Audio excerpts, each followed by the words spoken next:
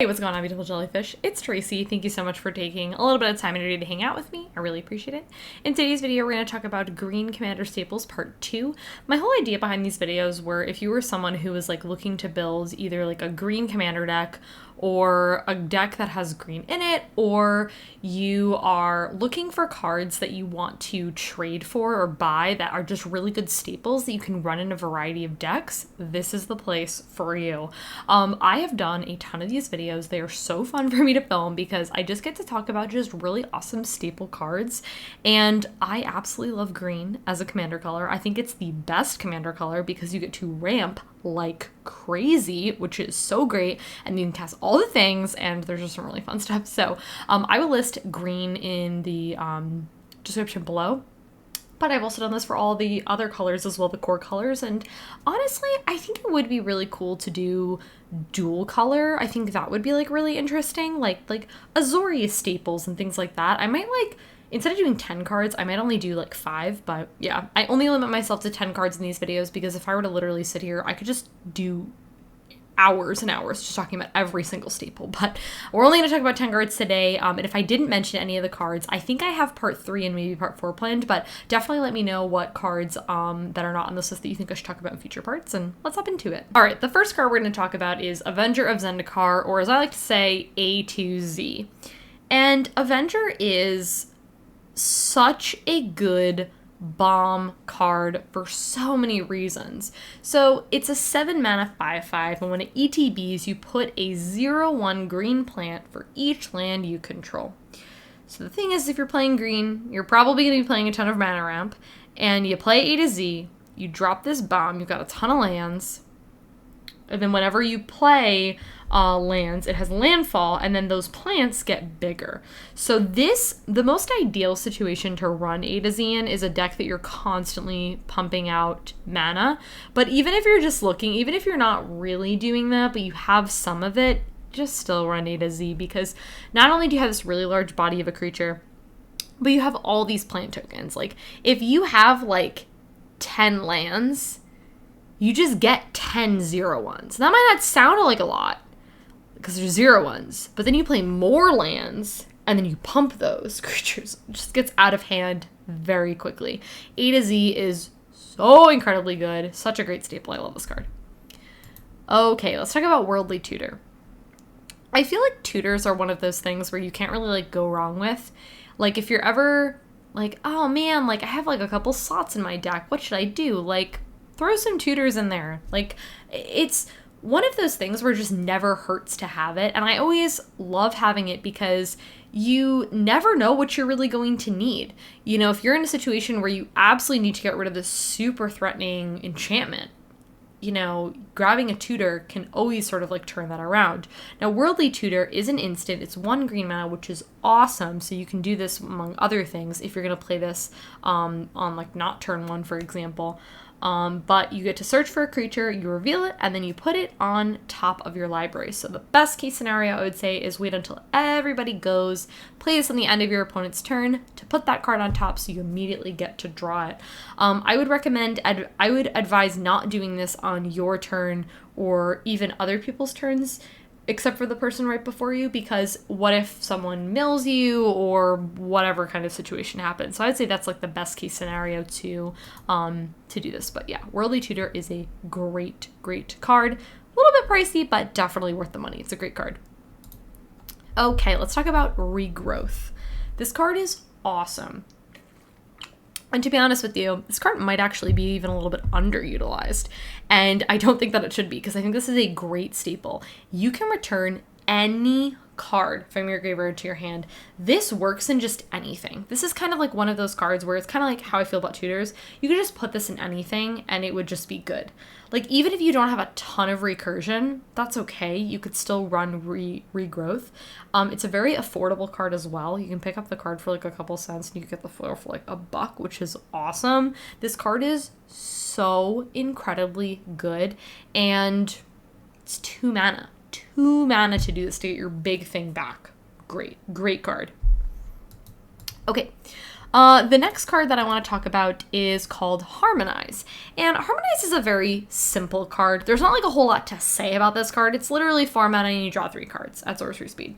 Like, there's nothing fancy going on here with this card, but I do like it. And I think, to be honest with you, I personally like cards that will stay on the battlefield and have me draw, but I still like to run cards like this because sometimes you might have that enchantment or whatever that's drawing you cards when someone destroys that enchantment and you're like, all right, whatever, well, I don't have that anymore. So I kind of like a balance of both. You know, you have your enchantments, but if you're playing mono green, Harmonize is a really good option. Yeah, a lot of people I feel like give cards like this slack, but I don't know, I like it.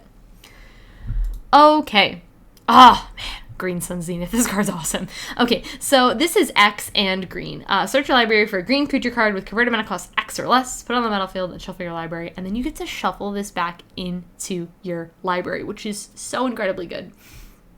So what I really like about this card is you get to dump a ton, not a lot of mana into this, whatever you want to do, and you just get your really, really, really big thing, or like whatever it is that you're going to get out of this card. So I think Green Sun really shines in decks where you're playing a ton of really big stuff.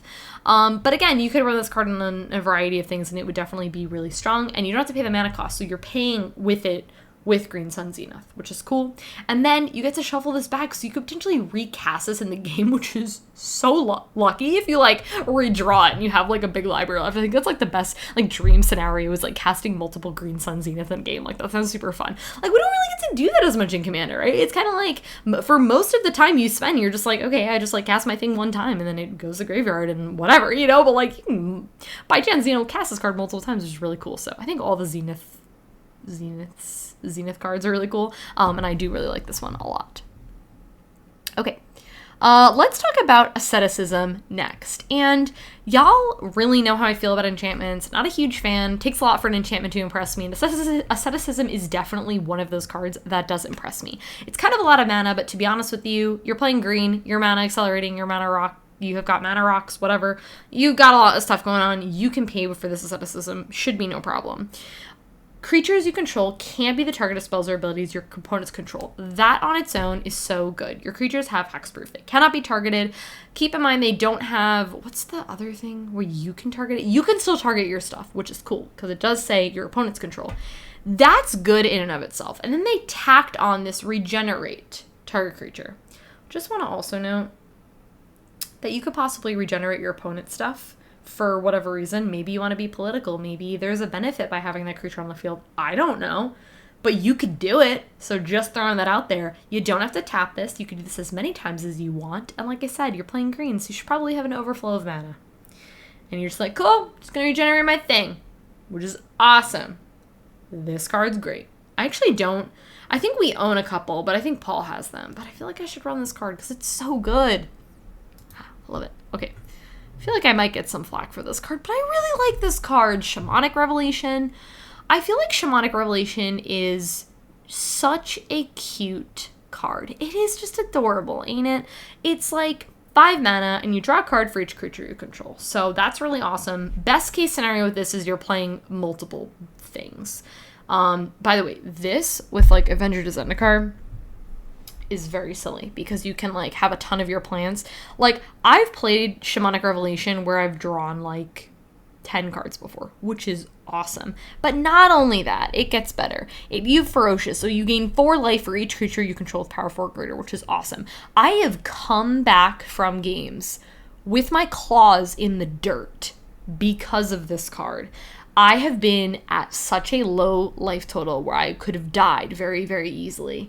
And I have gained like 20, 30 life by this card, which is so helpful. I play this in Omnath and I love it. Like if you're kind of like, okay, should I run Harmonize or should I run this? If you were like toss up, like which one do I do? Well, I think it depends. I think if you're playing a bunch of big things, run this. It's 1 more mana, sure. But honestly, you don't really care. You gain life from it, which is awesome, but I'm of the opinion of just running both. You know what I mean? Like, if you can run both, run both. But if it's like a one or the other, if you're playing big things, I'd run Shamanic Revelation. If you're not necessarily, run Harmonize, you know? Cool. Okay, let's talk about Soul of the Harvest. Gosh, this card is so cool. Man, Avacyn Restored has such good stuff. I love Avacyn Restored. It's like such a cool set. Okay, so it's an elemental. It's got trample, which is awesome. And this says whenever another non-token creature you control enters the battlefield, you draw a card. Apparently, I'm just all about the card draw in this video because I've talked about a lot of card draw cards. This is awesome. This card is so cool. It's a big body, which we love. It's got trample, which is awesome. And then whenever your things enter the battlefield, you just get to draw cards. Like, this card is absolutely awesome. This is one of those cards that if people do not deal with this card quickly, it gets out of hand. You draw a ton of cards. You get so much card advantage from a card like this. So run this card if you're playing like a ton of creatures. But if you're playing tokens, maybe steer clear of this card and run something else. Okay, let's talk about Birds of Paradise. You know, man, I just picked up this Birds of Paradise, and it's in Spanish, and it's foil, and it's so beautiful. I can't wait to show you guys in a video. Gosh, it's so, so beautiful. This card is awesome. Like, this card is just awesome. This is one of those, like, you know, some cards are just, like, safe. Like, you just always run it, and it's good. That's how I feel about Birds of Paradise. Like, this card's just always good. Like, it's a no-fail card. You know what I mean? That'd be a cool idea for a video series, like no-fail cards. Like cards you could just run in everything and it's just like always good. You know, let me know if you guys would be interested in that. I think that'd be a cool series. But Birds is just like any amount of colors you're playing, you can run Birds. Any situation you play Birds. Like, it's not like the best like mid-range card, right? Like you draw this card on turn like 20, you're kind of like, all right, I mean, like I don't really need a Bird's Paradise. Not like super thrilled about it, but like it's cute. It's just a cute card. It just gets you there. I love how it adds mana of any color to your pool. Like it's got a 0/1, like it's not going anywhere, but it can block if you like really needed a blocker, you know, multi-purpose, you know. Okay. Last card, another no-fail card is Wood Elves. Gosh, Wood Elves is like, it's just so cute. It's so adorable. Like, how could you not love this card? It's 3 mana for a 1/1. This is in, like, the holy, like, not holy trinity, because trinity is 3, and there's more than 3, like, 3 mana green staple cards. But, like, Wood Elves is in that list. You know what I mean? I am going to film that video of just 3 mana creatures in green, because there's so many of them. Wood Elves is on there. It comes into play.